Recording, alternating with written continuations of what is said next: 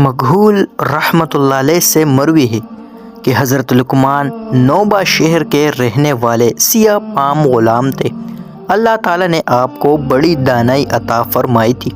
بنی اسرائیل کے ایک شخص نے آپ کو 30.5 دینار میں خرید لیا تھا اور آپ اس کا کام کرتے تھے، اور آپ کا آقا نرد یعنی یہ پرانے زمانے کا کھیل کھیلا کرتے تھے اور اس پر جوا بازی کرتے، اور ان کے دروازے پر ایک نہر جاری تھی۔ ایک دن یہی کھیل کھیلا اس شرط پر کہ جو ہار گیا وہ اس نہر کا سارا پانی پیے گا، جیتنے والے کو فدیے میں آ جائے گا۔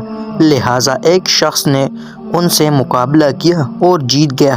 بازی لے جانے والے نے کہا، نہر کا سارا پانی پیو یا فدیے میں آ جاؤ، یعنی غلام بن جاؤ۔ آقا نے کہا، مجھے فدیے میں لے لو۔ پھر اس نے آپ کو ایک اور اختیار دیا، پورے غلام بن جاؤ یا صرف میں آپ کی دونوں آنکھیں پھوڑ دوں۔ آقا نے کہا، مجھے ایک دن کی مہلت دے دیجیے۔ اس نے مہلت دی۔ آقا نے انتہائی رنج اور غم کی حالت میں شام بسر کی۔ جب شام کو لقمان کمر پر بوجھ لادے ہوئے تشریف لائے تو آقا کو سلام کیا، سامان اتارا اور آقا کے پاس آ گئے۔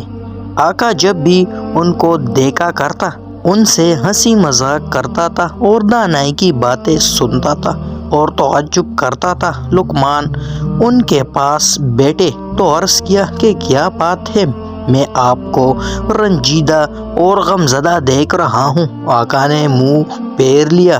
آپ نے دوسری مرتبہ کہا، آقا نے پھر منہ پھیر لیا۔ آپ نے تیسری مرتبہ کہا، آقا نے پھر منہ پھیر لیا۔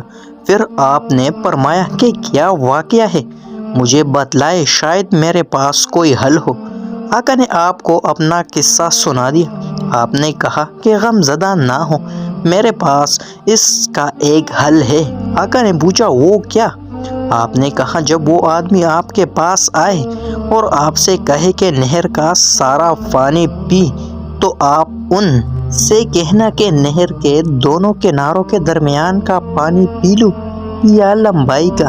وہ آپ سے کہے گا دونوں کناروں کے درمیان کا۔ لہٰذا جب آپ سے یہ بات کہے تو آپ کہنا، لمبائی میں جاری پانی کو روک لے تاکہ میں دونوں کناروں کے درمیان کا پانی پی سکوں، اور وہ یقیناً اس کی طاقت نہیں رکھتا۔ اور اس طرح آپ جس کے واسطے آپ ضامن بنے تھے، آقا نے جان لیا کہ لقمان نے سچ فرمایا ہے۔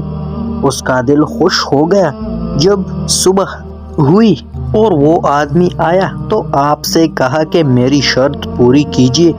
آقا نے کہا، جی ہاں، آپ یہ بتائیے کہ میں نہر کے دونوں کناروں کے درمیان کا پانی پیوں یا لمبائی کا؟ اس نے کہا، دونوں کناروں کے درمیان کا۔ آقا نے کہا، میرے لیے لمبائی میں پانی کو چلنے سے روک لیجیے۔ کہا کہ میں کیسے اس کی طاقت رکھتا ہوں؟ لہٰذا آقا غالب آ گیا۔ پھر انہوں نے آپ یعنی لقمان کو بھی آزاد فرما دیا۔